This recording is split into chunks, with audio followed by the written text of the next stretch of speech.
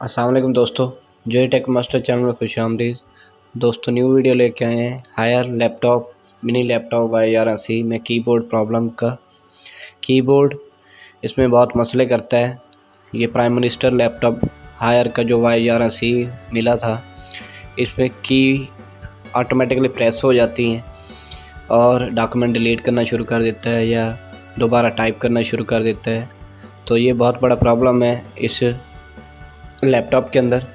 तो आपने अपनी जो है फ़्लैश फॉर्मेट कर लेनी है। हम आपको ये सॉफ्टवेयर देंगे, इसके ज़रिए आपने इसका सॉफ्टवेयर अपडेट कर देना है। रोम का सॉफ्टवेयर जो बायोस का सॉफ्टवेयर है उसका हम अपडेट कर देंगे। तो आपने USB जो है वो FAT32 में फॉर्मेट कर लेनी है और ये फाइल्स उसमें कॉपी कर देनी है एक्सट्रैक्ट करके। इनका लिंक आपको वीडियो के नीचे मिल जाएगा, इसको पेस्ट कर देना है और उसके बाद हम आपको दिखाएंगे भी सही। पहले FAT32 में फॉर्मेट करने के बाद जो है आपको बताएंगे कि कैसे ये अपडेट होगा। पूरी डिटेल पूरी वीडियो देखनी है आपने और सब्सक्राइब भी कर दें चैनल को। तो फ्लैश में कॉपी करने के बाद आपने रीस्टार्ट कर लेना है अपने PC को। अब हम जो है पहले वर्जन चेक करेंगे अपने हायर का। रोम जो है ECFW फर्मवेयर जो होता है, जो ओरिजिनल रोम यानी हार्डवेयर का होता है।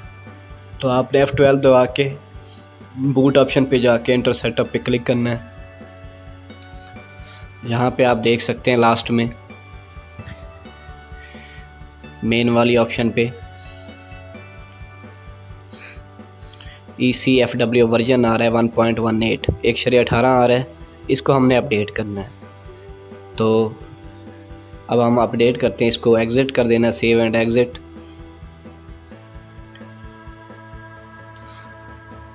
सेव चेंजेस एंड एग्जिट कर देंगे या डिस्कार्ड चेंजेस एंड एग्जिट कर देंगे। और उसके बाद दोबारा बूट करना है आपने F12 से। ये बायोस पे पासवर्ड लगा हुआ है इसलिए पासवर्ड दे देते हैं।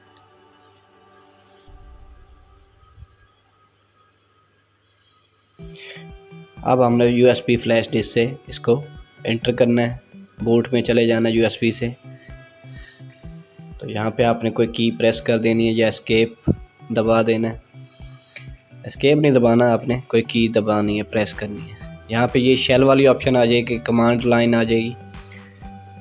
तो अब हम जो है इसमें FS3 अपनी ड्राइव ढूंढेंगे। FS फाइल सिस्टम जो है हमारी कौन सी ड्राइव बनेगी। अगर आपकी ड्राइव बहुत ज़्यादा है तो ये FS8 9 भी बन सकती है।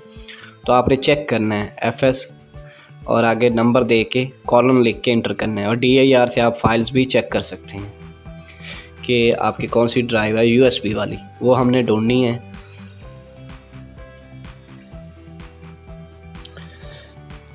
तो DIR कमांड से वो आपकी ड्राइव की फाइल्स दिखाएगा। तो हमने जो फाइल ढूंढनी है वो है रोम 120 की। अभी हम FS7 या 8 को चेक करते हैं, वो हमारी USB हो सकती है। FS8 हमारी ये है USB ड्राइव जिसमें रोम 120 का फोल्डर है और EFI का। तो इस DIR लिख के हम इसकी फाइल्स देख सकते हैं FS8।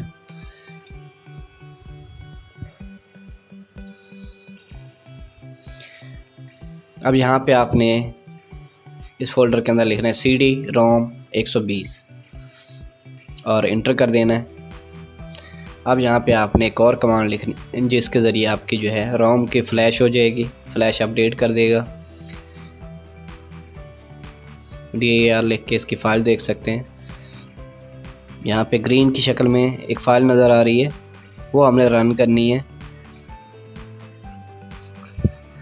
तो नज़र नहीं आ रही तो यहाँ पे लिखेंगे FEC64.NSH FEC64.NSH और इंटर कर देंगे।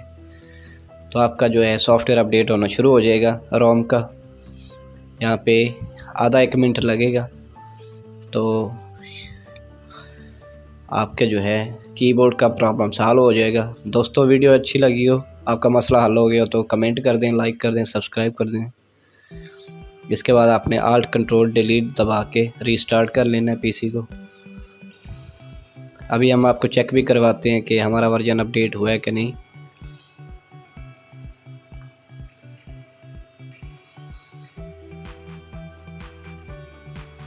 सेटअप में चले जाते हैं, यहाँ पे चेक करते हैं हम हमारा वर्जन।